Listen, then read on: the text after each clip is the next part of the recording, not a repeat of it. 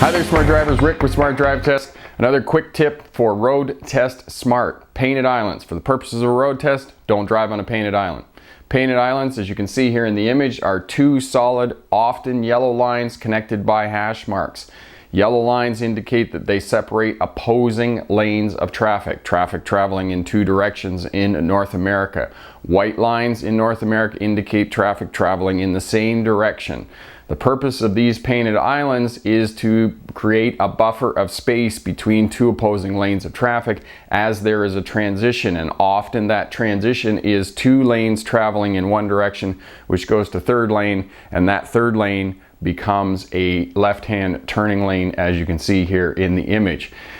And it's part of the engineering tier of traffic safety, which is the three tiers of engineering, enforcement, and education. Now, because it's yellow lines, you can't drive on it. You got to think of it essentially as two solid yellow lines. And in the driving manual on painted islands, it says stay to the right and do not drive on.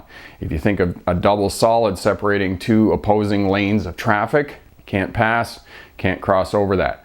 Where you're going to get into trouble on a road test is the left-hand turning lane is full of vehicles and the examiner has requested that you turn left. You cannot drive on that painted island behind the left-hand turning vehicles to get out of the way of vehicles driving straight through in that left-hand lane. You have to stay in that left-hand lane until you're beyond the painted island and then drive into the turning lane.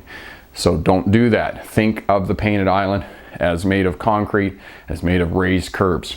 Purposes of road test, don't drive on painted islands, often made of yellow. Painted islands are most often found preceding a left-hand turn to create a buffer of space and increase safety at intersections. I'm Rick with Smart Drive Test. Thanks very much for watching. If you like what you see here, share, subscribe, leave a comment down in the comment section. All of that helps us out.